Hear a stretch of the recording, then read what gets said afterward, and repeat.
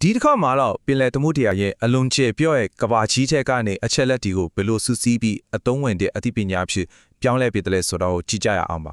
ပြောရရင်ငါးတကောင်ကနေတကယ်ဖတ်တစ်ခုဖြစ်လာတဲ့ digital ခရီးစဉ်တစ်ခုပေါ့ ဟုတ်ပါပဲဒီမေဟုံးကပဲဒီဇလန်တစ်ခုလုံးရဲ့အဓိကအချက်ပါပဲရေထဲမှာလွတ်လွတ်လပ်လပ်တွာလာနေတဲ့ငါးလေးတစ်ကောင်ကနေ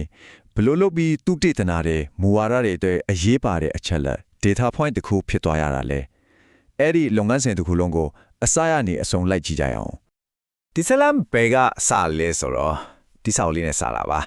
ဒါကအရှိတောင်အာရှရေလုံငန်းဖွံ့ဖြိုးတိုးတက်ရေးစင်တာကထုတ်ခဲ့တဲ့ database application တစ်ခုတော့ user guide ပေါ့ကြည့်လိုက်ရင်ကဆက်စုနှစ်တည်နေချီပြီးကြာနေပြီဟောင်းနေပြီပေါ့နော်ဒါပေမဲ့ဒီဆောက်ကပဲဒီအချက်လက်တွေရခီးစင်နောက်ွယ်ကလိုအပ်ချက်တွေဖွင့်ပြပေးမဲ့တော်ချောင်းဖြတ်နေပါတယ်အဲ့ဒီ system ရဲ့နာမည်က fish bio တဲ့ဆိုတော့ရေလုံငန်း data တွေအတွက်တည်တံ့လုပ်ထားတဲ့ application တစ်ခုပေါ့ဒါပေမဲ့တကယ်ကိုစိတ်ဝင်စားဖို့ကောင်းတာကသူ့ရဲ့ system requirements ကိုကြည့်လိုက်ပါဦး Windows XP ပြီးတော့ Microsoft Access 2000ဟုတ်ပါတယ်ဒါကိုကြည့်လိုက်တာနဲ့သိနိုင်တာက data တွေကိုစနစ်တကျစူးစီးဖို့လိုအပ်ချက်ဆိုတာအခုမှပေါ်လာတာမဟုတ်ဘူး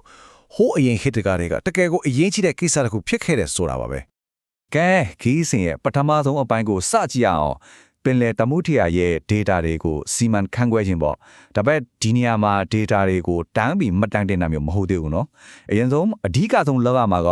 တကယ်လက်တွေ့ကဘာကြီးကိုကွန်ပျူတာထဲမှာ digital ကဘာတစ်ခုအဖြစ်အရင်ဆုံးတိစောက်ရမှာပါ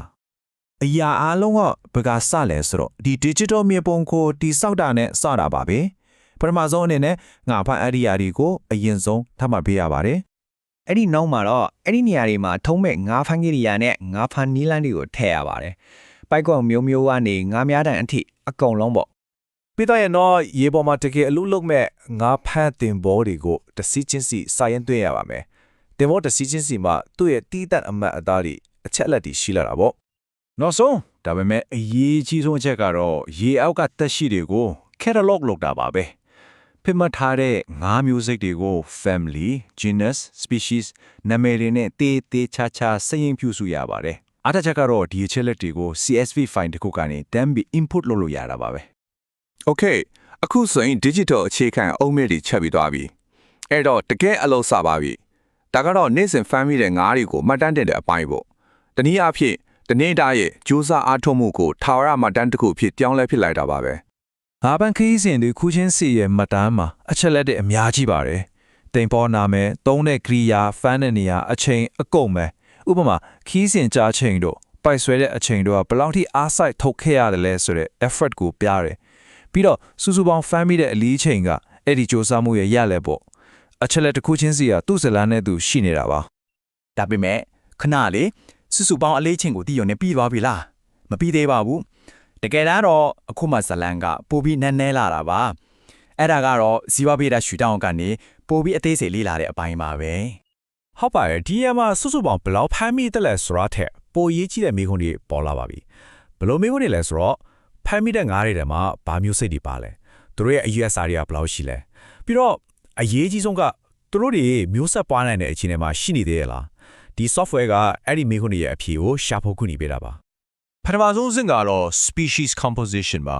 ဒါကဖမ်းမိတဲ့ငါးစုစုပေါင်းတွေကနေမျိုးစိတ်တစ်ခုချင်းစီရဲ့လေ့ကျင့်ကိုခွဲချုပ်လိုက်တာပါဒီကနေ့ကချင်းငါးမျိုးစိတ်တွေရဲ့ဖွဲ့စည်းပုံကိုတွေ့ရမှာပေါ့နောက်တစ်ဆင့်ကတော့ length frequency ကိုတိုင်းတာတာပါဒါကငါးတွေရဲ့အရွယ်အစားကိုတိုင်းတာတာပြီးရင်အရွယ်အစားအလိုက်အကောင်ကြီးဘယ်လောက်ရှိလဲဆိုတာကိုမှတ်တမ်းနေတဲ့လုပ်ငန်းစဉ်ပါဒီချက်လက်တွေနဲ့တစ်ဆင့်ငါးတွေရဲ့ population structure သူတို့ရဲ့အသက်အရွယ်ဖွဲ့စည်းပုံကိုသိနိုင်ပါတယ်ဒါအရင်အရေးကြီးပါတယ်ပြီးတော့ပိုပြီးအသေးစိတ်ကြတဲ့အချက်အလက်ကတော့ gonad maturity ပါဒါကငါးတွေရဲ့မျိုးပနိုင်စွမ်းကိုအကဲဖြတ်တာပါတနည်းပြောရရင်ဒီငါးစုချီတစ်ခုလုံးကသူ့ဘာသာသူရေရှည်မှာမျိုးရှက်ပွားပြီး selection တန်နိုင်မလားဆိုတာကိုအကဲဖြတ်တဲ့အဓိကကြတဲ့အချက်အလက်ပါပဲကဲအခုဆိုရင်အချက်လက်တွေအများကြီးစုမိနေပြီအခြေခံအချက်တွေရောဇီဝဝေဒဆိုင်ရာအသေးစိတ်အချက်တွေရောအဲ့ဒီတော့ဒီအချက်လက်တွေအားလုံးကနေဘယ်လိုအသုံးဝင်တဲ့ report တွေအဖြစ်ပြောင်းလဲပြမလဲအဲ့ဒါကိုကြည့်ရမယ့်အပိုင်းကိုရောက်လာပါပြီဒီလောက်ကြီးအတီးစိတ်ကြကြ data တွေစူးစောင်းနေရတဲ့အထူးရွေးချယ်ကတကယ်တော့ဘာများဖြစ်မလဲအဖြေကတော့ရှင်းရှင်းလေးပါပဲအဖြေတွေရဖို့ပါဟုတ်ပါတယ်ဒီလိုစူးစောင်းထားတဲ့ data အစိမ်းတွေကို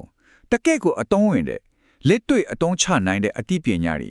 အစီရင်ခံစားတဲ့အဖြစ်ပြောင်းလဲဖြစ်ဖို့ပါပဲ ဒီမှာပဲစူးစမ်းခဲ့သမျှရဲ့အတီးပွင့်ကိုတွေ့ရတာပါ report ထုတ်တဲ့အပိုင်းပါဥပမာဒီမှာကြည့်လိုက်2003ခုနှစ်မှာပြည်နယ်တစ်ခုချင်းစီလိုက်ဘေးငါးဖမ်းကိရအမျိုးအစားက9ပလကီလိုဂရမ်ဖမ်းမိတယ်လေဆိုတာကိုဇာနာရှင်းရှင်းလင်းလင်းမြင်ရပြီ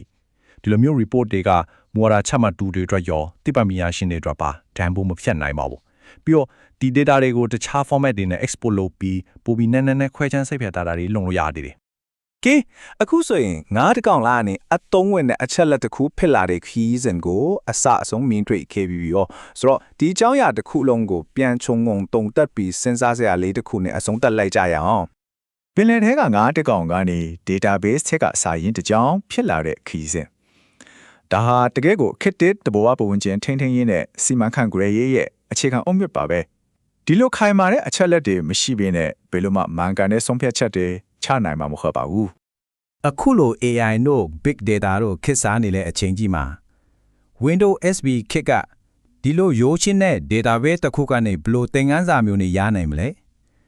နောက်ဆုံးပေါ်နည်းပညာတွေဘယ်လောက်ပဲတိုးတက်လာပါစေအခြေခံကြအမှန်ကန်ဒီစနစ်တကျစုဆောင်းထားတဲ့ data ဆိုတဲ့ခိုင်မာတဲ့အုတ်မြစ်တစ်ခုရဲ့အရေးပါမှုကတော့ဘယ်တော့မှပြောင်းလဲသွားမှာမဟုတ်ဘူးဆိုတာကိုပဲမိမောင်းထိုးပြနေတာများလား